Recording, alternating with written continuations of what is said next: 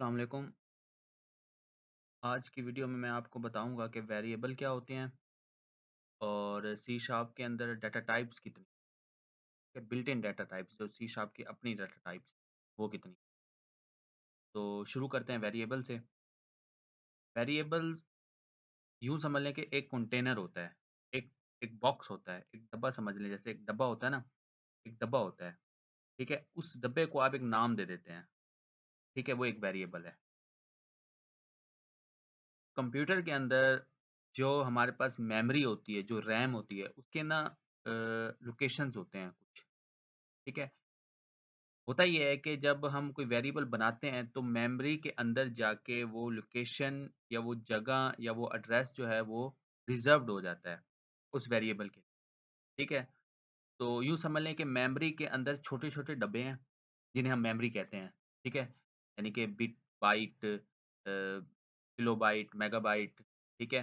तो इस तरह से छोटे-छोटे जो हैं बाइट के साइज़ के, वो हमारे पास डब्बे हैं छोटे-छोटे। तो हम उनको एक नाम दे देते हैं।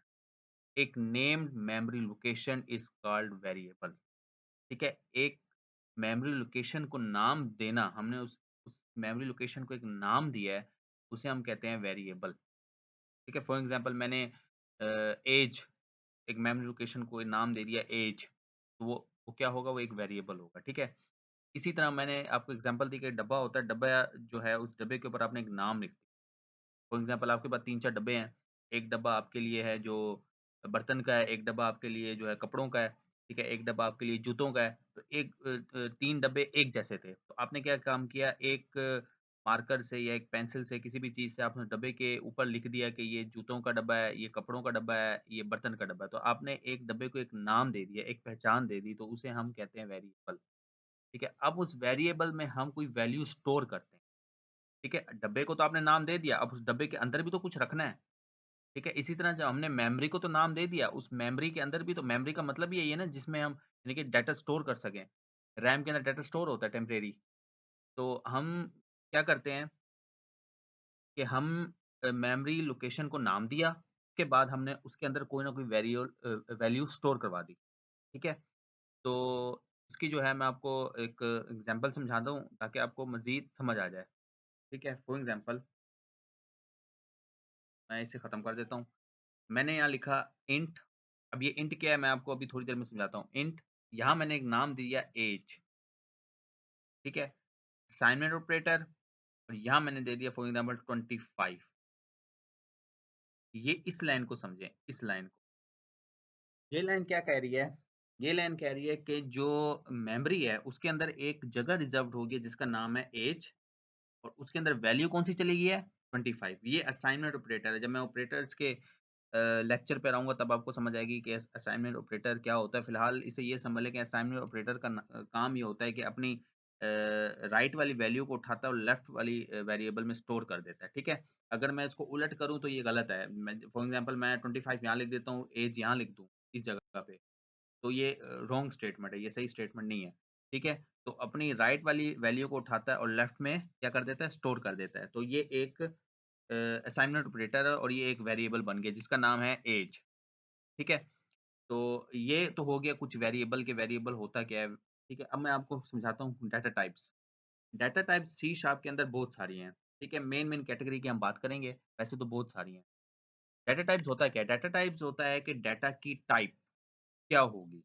वो हमें डिफाइन तो हम डाटा टाइप्स के ज़रिए डिफाइन करते हैं, ठीक है? फॉर एग्ज़ाम्पल इसी एग्ज़ाम्पल को ले लें कि मैंने यहाँ इंट लिखा है। इंट मतलब इंटीजर, इंटीजर मतलब नंबर, ठीक है? तो इसलिए मैंने वहाँ पर क्या लिखा है 25 एक नंबर दिया है।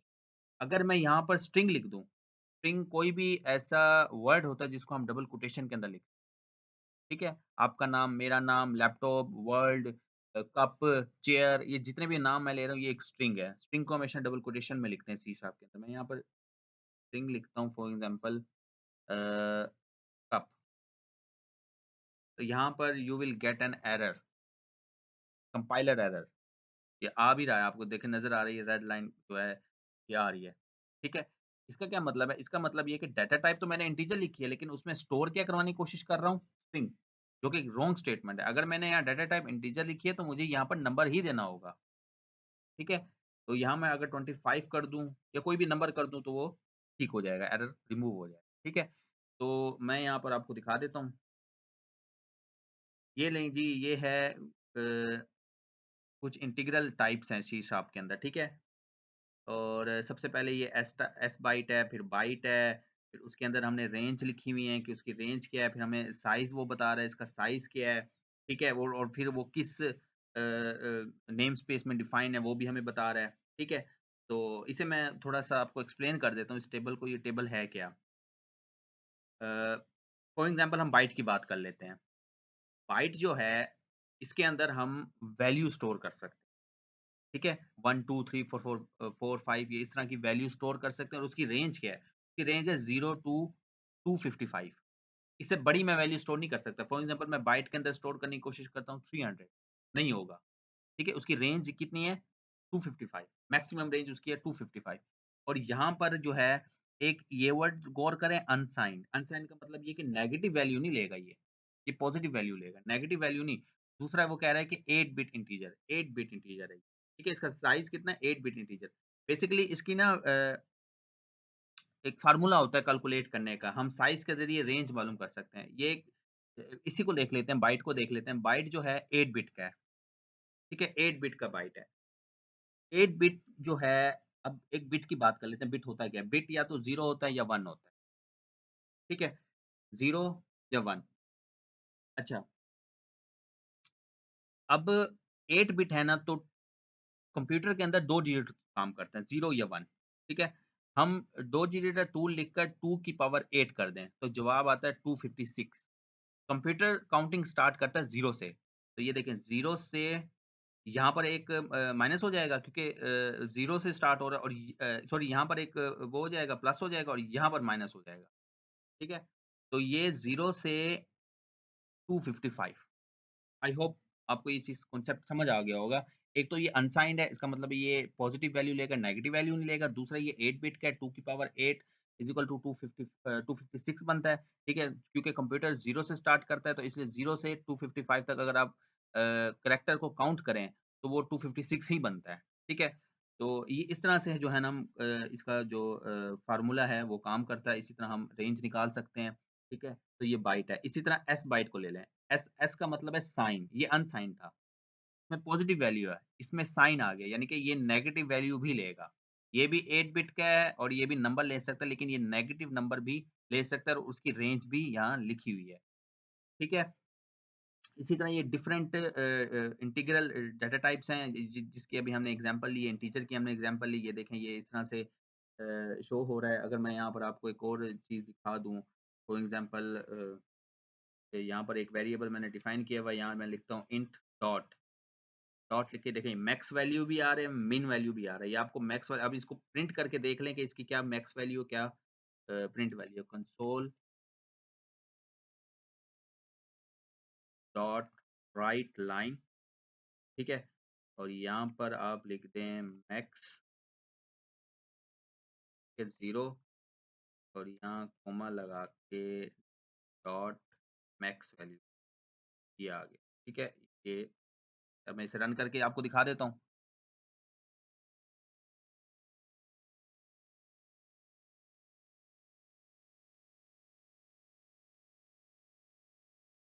ये देखें, ये मैक्स वैल्यू अब इसे आप मैच भी करना चाहें तो कर सकते हैं। ये देखें,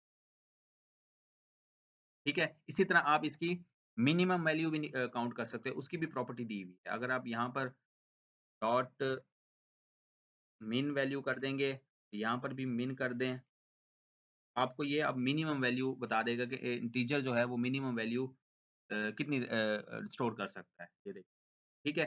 तो इस तरह से आप जो है डाटा टाइप्स के साथ डील करते हैं, इस तरह आप वर्क करते हैं। अब अगली आ जाए फ्लोट, इसके अंदर एक छोटी-सी प्रॉब्लम ये है कि इंटीग्रल के जितने भी डाटा टाइप्स हैं, उसके अंदर वो ये है कि इंटीग्रल जो है वो डेसिमल पॉइंट वाली वैल्यू नहीं लेता। नेगेटिव वैल्यू ले सकता है, पॉजिटिव वैल्यू ले सकता है, ठीक है? नंबर वगैरह ले लेगा, लेकिन कोई डेसिमल पॉइंट वाली जो वैल्यू है वो नहीं लेता। उसके लिए हम यूज़ करते हैं फ्लोटिंग पॉइंट। ठीक है? 3 तरह के आपको यहाँ नज़र आ रहे हैं, उसी तरह उसके जो हैं फ्लोट, डबल, डेसिमल ये हैं, ठीक है? उनके रेंजेस लिखे हुए हैं और ये प्रिसिशन लिखा हुआ है कि पॉइंट के बाद कितनी वैल्यूज़ ये लेंगे, उसका साइज़ लिखा हुआ है, वही चीज़ें जो उधर थी वो यहाँ पर लिखी हुई हैं, ठीक है? अभी हम किसी एक को डिस्कस कर लेते हैं, फॉर एग्ज़ाम्पल मैं डेसिमल को डिस्कस कर लेता हूँ। यहाँ पर मैं एक वेरिएबल बनाता हूँ डेसिमल, ठीक है? डेसिमल में क्या आएगा? डेसिमल में फॉर एग्ज़ाम्पल हम लिख देते हैं अ वेट, ठीक है? वेट है जी मेरा 2 पॉइंट फॉर एग्ज़ाम्पल 25.8, ठीक है? ये वेट है। ठीक है? इसी तरह जो है हम डाटा टाइप्स को सिलेक्ट करते हैं। ठीक है? फॉर एग्ज़ाम्पल अगर आप रोल नंबर की वेरिएबल रोल नंबर का वेरिएबल बनाने जा रहे हैं, तो रोल नंबर तो पॉइंट में नहीं होता, तो उसके लिए आप इंटीजर ले लेंगे। ठीक है? इसी तरह अगर आप कोई मार्क जैसे फॉर एग्ज़ाम्पल मैं यहाँ पर मार्क्स लिख देता हूँ, मार्क्स, ठीक है? मार्क्स पॉइंट में हो सकता है, ठीक है? इस तरह से आपने डाटा टाइप्स को सिलेक्ट करना है उसकी टाइप के लिहाज से। ठीक है? अच्छा,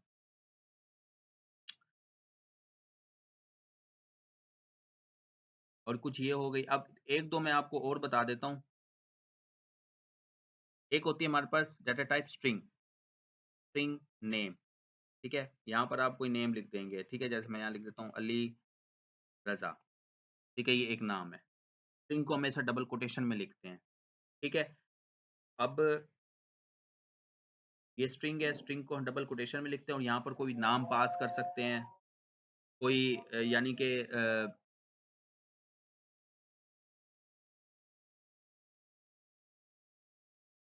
आई होप ये आपको कॉन्सेप्ट समझ आ गया होगा, ठीक है? एक और डाटा टाइप होती है, लास्ट डाटा टाइप, वो है बूलियन डाटा टाइप, बूल। ये एक ऐसी डाटा टाइप है जिसके अंदर या तो हम ट्रू स्टोर करवा सकते हैं या फॉल्स, ठीक है? यहाँ पर आप लिख दो ट्रू, ये देखें, सॉरी मैंने नाम नहीं लिखा, इज़ ओके, ये लें, ठीक है? तो एक वेरिएबल बनाया जिसका नाम है इज़ ओके और उसके अंदर मैंने क्या स्टोर करवा दिया ट्रू, ठीक है? इसी तरह हम इसमें फॉल्स भी स्टोर करवा सकते हैं, ठीक है? तो लेकिन इसके अलावा हम मैं यहाँ पर कोई नंबर वगैरह स्टोर नहीं करवा सकता, वो मैं आपको पहले बता चुका हूँ कि जिस डाटा टाइप को आप सेलेक्ट करेंगे, उसमें उसी टाइप की ही वैल्यू स्टोर करवानी है, ठीक है? डिफरेंट नहीं करवानी, ठीक है? ये देखें ये एरर दे रहा है। इस तरह से जो है ये डाटा टाइप्स और वेरिएबल्स वर्क करते हैं, ठीक है? तो यहाँ पर मैं एक छोटा-सा प्रोग्राम आपको बना के दिखा सकता हूँ दिखा देता हूँ बल्कि किस तरह हम वेरिएबल स्टोर करते हैं। और किस तरह हम कैलकुलेशंस करते हैं, ठीक है? फॉर एग्ज़ाम्पल मैं 2 नंबर का ऐड करके उनको उनका जो रिज़ल्ट है वो मैं प्रिंट करना चाहता हूँ, ठीक है? तो मैं यहाँ पर 2 नंबर हैं क्योंकि इंट यहाँ पर मैं एक वैल्यू 1 कर देता हूँ और इसके अंदर मैं स्टोर करवा देता हूँ 45 और यहाँ पर इंट वैल्यू 2 करके इसके अंदर मैं स्टोर करवा देता हूँ 26, ठीक है? और इंट यहाँ पर मैं रिज़ल्ट के नाम से एक वेरिएबल बनाता हूँ और वैल 1 प्लस वैल्यू 2 स्टोर करवा देता हूँ, ठीक है? इसके बाद मैं यहाँ पर लिख देता हूँ रिज़ल्ट इज़ और यहाँ पर मैं इस वेरिएबल को जिसमें रिज़ल्ट आया है स्टोर करवा देता हूँ, ठीक है? रन करके देख लेते हैं क्या रिज़ल्ट आ रहा है। ये देखें 71 रिज़ल्ट इज़ 71 उसने क्या किया पहले एक वेरिएबल में यानी कि 45 स्टोर किया 45 रैम में जाके स्टोर हो गया।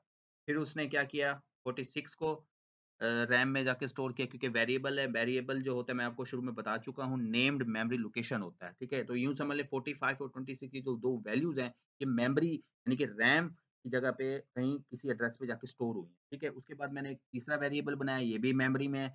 यहाँ पर मैंने कैलकुलेशंस की। अब क्या होगा कि 45 और ये 26 जो है, ये मेमोरी से डाटा ये दोनों जाएँगे कैलकुलेशंस के लिए प्रोसेसर के पास क्योंकि रैम को नहीं पता कि जमा कैसे करते हैं। वो हमारा जो मेन काम करता है वो प्रोसेसर जिसे हम सीपीयू कहते हैं, वो करेगा। ठीक है? उसके बाद वो रिज़ल्ट रिटर्न करेगा और वो इस रिज़ल्ट वाले मेमोरी लोकेशन पे स्टोर हो जाएगा। ठीक है? उसके बाद हम क्या कर रहे हैं उसको प्रिंट कर रहे हैं। आई होप ये एक सिंपल सा कॉन्सेप्ट है। आपको वेरिएबल भी समझ आ गई होगी, आपको डाटा टाइप्स भी क्या समझ आ गई होगी। ठीक है? कि ये दोनों क्या होते हैं और किस तरह हम उनको सी शार्प के अंदर इस्तेमाल कर सकते हैं। तो आज तक के लिए इतना काफ़ी है। ठीक है? इससे अगली वीडियो में मुलाकात होगी। तब तक के लिए अल्लाह हाफ़िज़।